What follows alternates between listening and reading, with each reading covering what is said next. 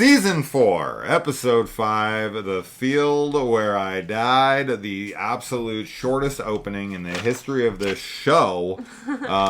Is there a shorter one? Is this the record? Let me know if you know in the comments. I probably should have Googled that, if this is the shortest opening. It's like 10 seconds, 15 seconds. It's so quick. It's a little longer than that. It's like a verse of poetry that's being read. It's the exact same scene at the end. Yes. So it's a replay of the ending scene, and then we do like a previously kind of thing.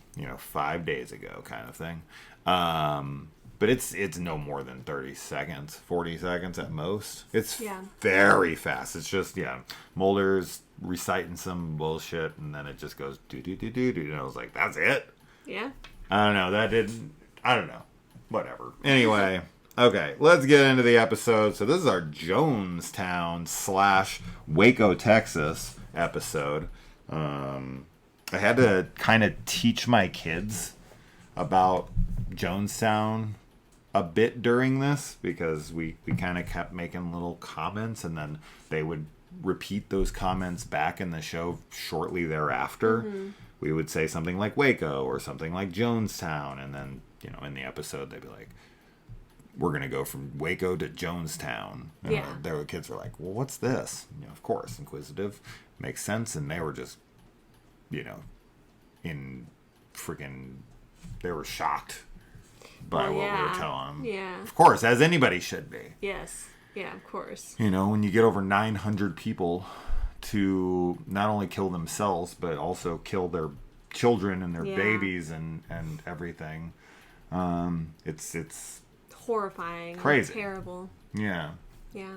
So, anyway, so we've got, instead of Waco, Texas, or Jonestown, or whatever, this is the Temple of the Seven Stars.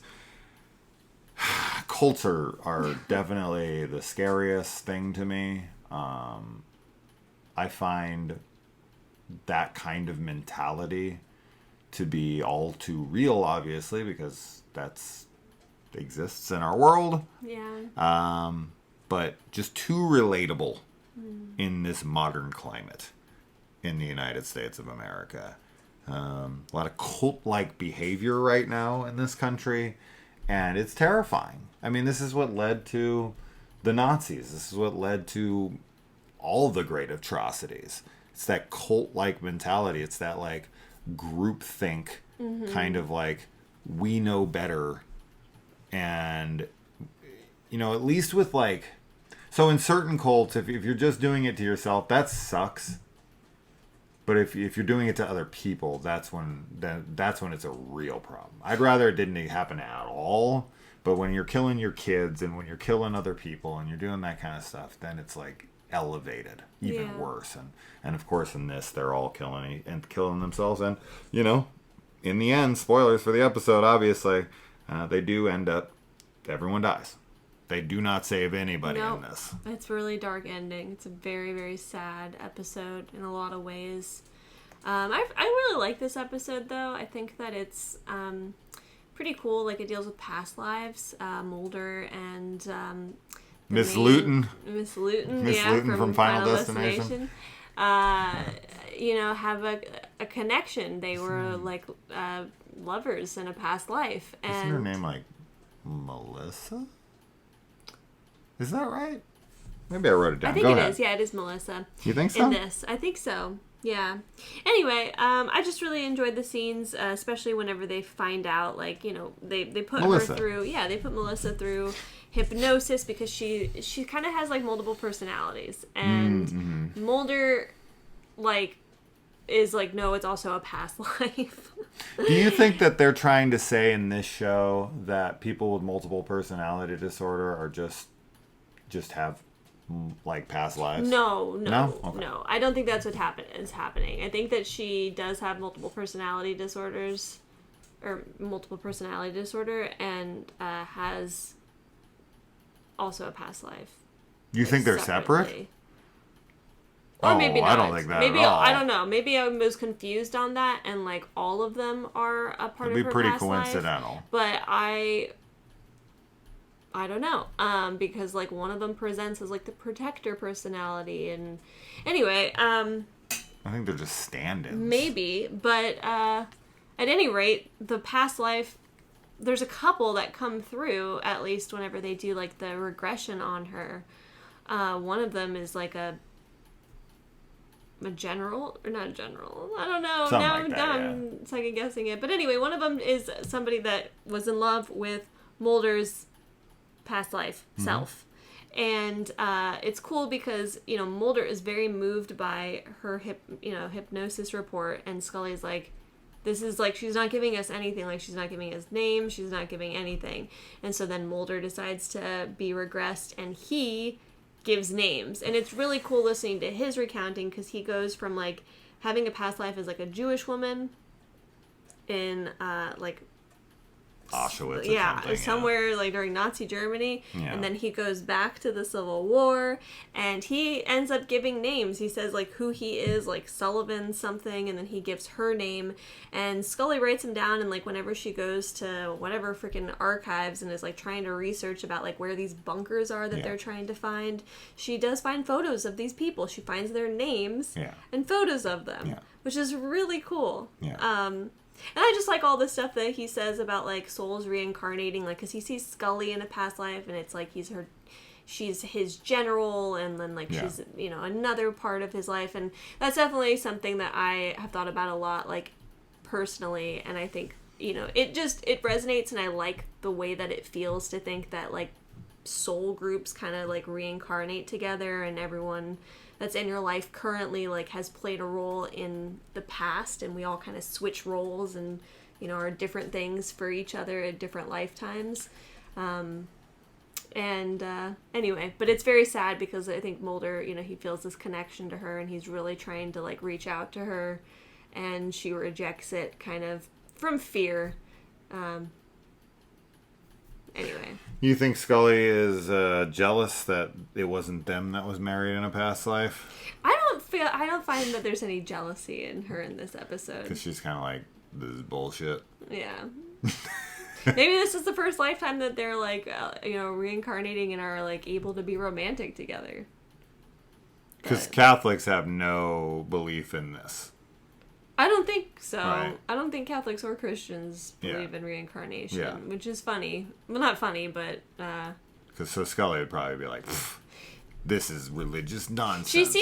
She Mine, does seem makes sense. a little bit more... Like, she's not initially very receptive to it, because she is like, Mulder, like, I think you're projecting onto her. Like, she's mentally unwell, and like, I think you're using this to like...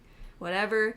But then after he kind of has his moment and she finds the photos especially, I do feel like she has a little bit more of a, not belief, but willingness to kind of go along with it, I guess. I mean, Mulder could have done his research beforehand and looked up Sure. those names. So it's not But he that didn't. impressive, right? It's very explainable. Mulder is a very, a very trivial guy. And the fact that he might know a couple names from that area wouldn't surprise me at all. I mean, that's So like they're, the argument locked in behind his any kind head. of like regression being invalidated, because like somewhere in your psyche you heard a name or heard whatever, Sure. and then you can pull it out. But I think that that's like an easy cop out for things, because anyway. But I mean, sure, It's also is it a possible? logical explanation. Is it possible? Yes. I do not think that's what is happening So, in this episode at all, though. To ignore the logical explanation because you find it to be a cop-out feels like a bit of a cop-out as well, right? Like, I'm not saying ignore it all the time. I'm just saying that I think there are probably instances where that's not an explanation. yeah, Then but there are other instances where it is an explanation. Occam's razor, right? So anyway, but in this show, yes, it's of course it's always the unexplainable thing 9 times out of 10. But in reality, it seems to be the opposite. Anyway, so yeah, I would say that this is probably the most opportunity that David Duchovny's had to act. He has a very long scene of him regressing and crying and, you know, recounting things in the past as different people. So this is the most range that I've seen asked from him, and I think he's good in it. Miss Luton, who plays Melissa, she does like actual like voices, as to where David Duchovny doesn't. Like, he doesn't try to become like some dude with an accent. She does some like voice where she's talking like this, and she uses the fingers and she puts them on her head and she's saying this stuff and that stuff, and she has that voice. Mulder never tries any of that shit, which is kind of funny to me because she has a different voice for every person, and Mulder was like talking through like 3 different people, like the Jewish woman, and he didn't have a Jewish woman voice.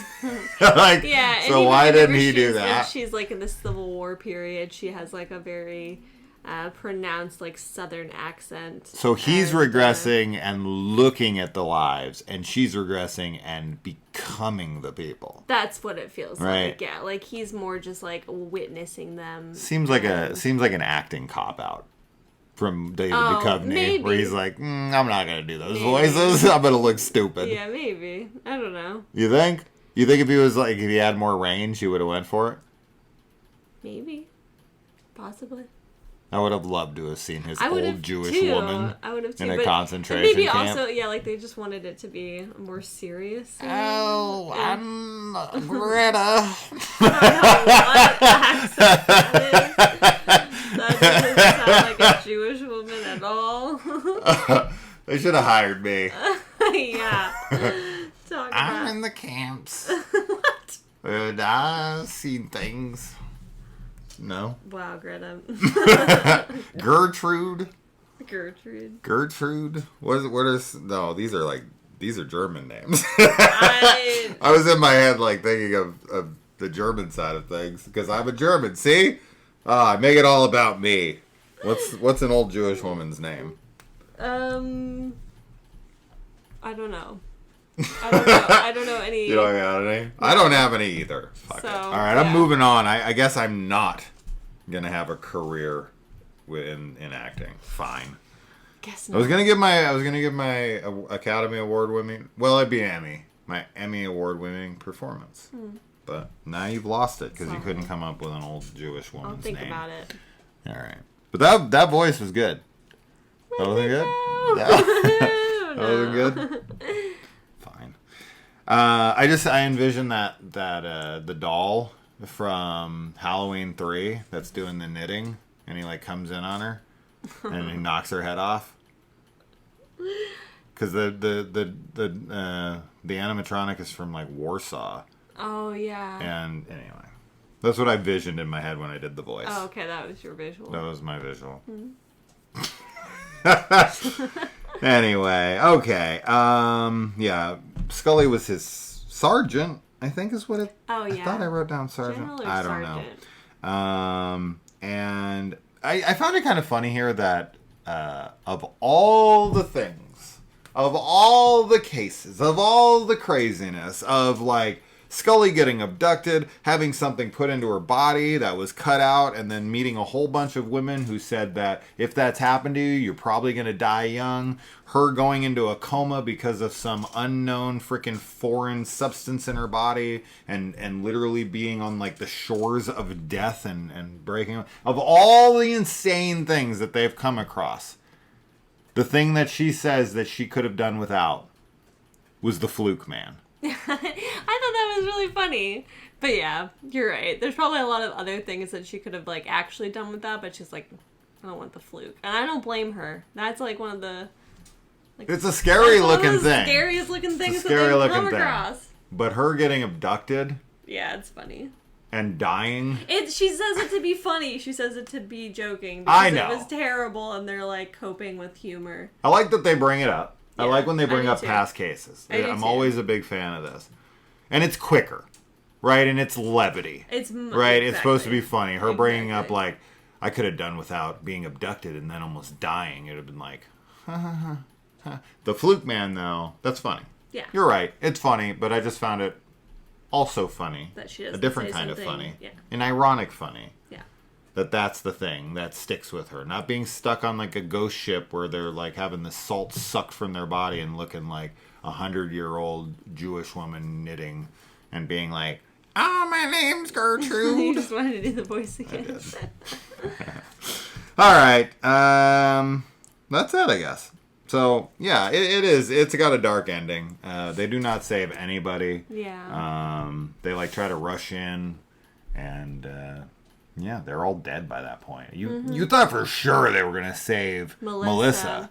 But no. I mean, it makes sense with the ending, right? With what we see in the beginning. Like, he's crying because his wife in a past life died, and he couldn't save her. Yeah, well, it's also sad because he's, like, telling her...